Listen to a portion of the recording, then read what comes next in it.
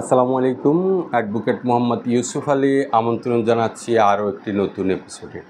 আজ যে বিষয়টি সম্পর্কে আপনাদের সামনে তুলে ধরব সেটি হচ্ছে ফায়ার লাইসেন্স। ইন্ডাস্ট্রি করেন, ব্যবসা প্রতিষ্ঠান করেন, রেস্টুরেন্ট করেন, সেক্ষেত্রে সব ক্ষেত্রেই আপনাকে ফায়ার লাইসেন্স নিতে হবে।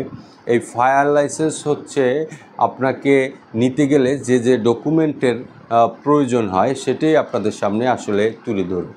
তো ফায়ার লাইসেন্স নির্ধারিত ফর্মে আপনাকে অ্যাপ্লাই করতে হবে কিংবা আবেদন করতে হবে।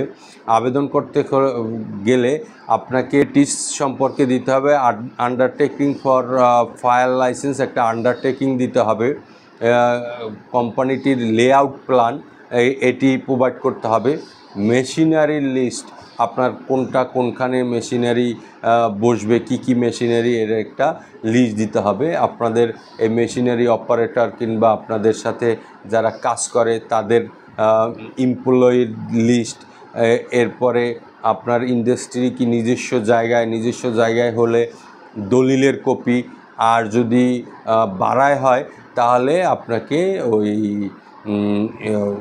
লিজ মানে রেন্টের কপি, এগ্রিমেন্ট যেটা হলো ভাড়ার চুক্তিপত্র, এবং ল্যান্ড ওনার এনআইডির কপি, আপনাকে যে এটা ভাড়া দিয়েছে ওনার থেকে এনআইডির কপি নিতে হবে।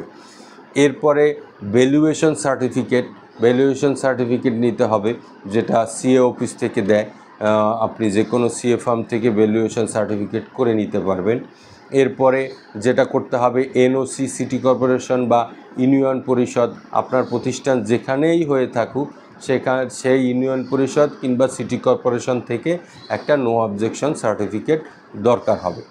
এরপরে আপনার যদি ইন্ডাস্ট্রি হয়ে থাকে কিংবা রেস্টুরেন্ট হয়ে থাকে, ফায়ার লাইসেন্স তো অনেক ক্ষেত্রেই ইউজ হয়। তো ইন্ডাস্ট্রি হয়ে থাকলে আপনাকে ইন্ডাস্ট্রি ট্রেড লাইসেন্স এবং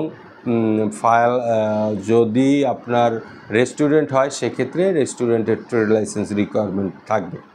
এরপরে প্রতিষ্ঠানটি যদি লিমিটেড কোম্পানি হয় তাহলে মেমোরেন্ডাম, ইনকর্পোরেশন 12 ফর্ম, এরপরে পুরাতন হলে শিডিউল 10, আবার যদি পার্টনারশিপ হয় সেক্ষেত্রে পার্টনারশিপ এগ্রিমেন্ট, পার্টনারশিপ সার্টিফিকেট এবং ট্রেড লাইসেন্স 3 সার্টিফিকেট, এগুলো সব প্রয়োজন হবে।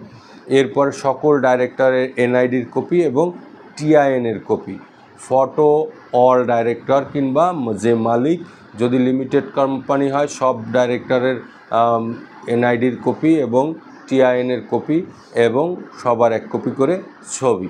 আর যদি ওনার হয়, একজন সিঙ্গেল মালিক হয়, একক মালিকানা প্রতিষ্ঠান হয়, তাহলে তো একজনের ট্রেড লাইসেন্স, টিন এবং ছবি, এনআইডি এগুলো দিতে হবে। এরপরে গভর্নমেন্ট ফি ডিপোজিট করলে আশা করি আপনারা ফায়ার লাইসেন্স হাতে পেয়ে যাবেন ইনশাআল্লাহ। আসসালামু আলাইকুম ওয়া রাহমাতুল্লাহ।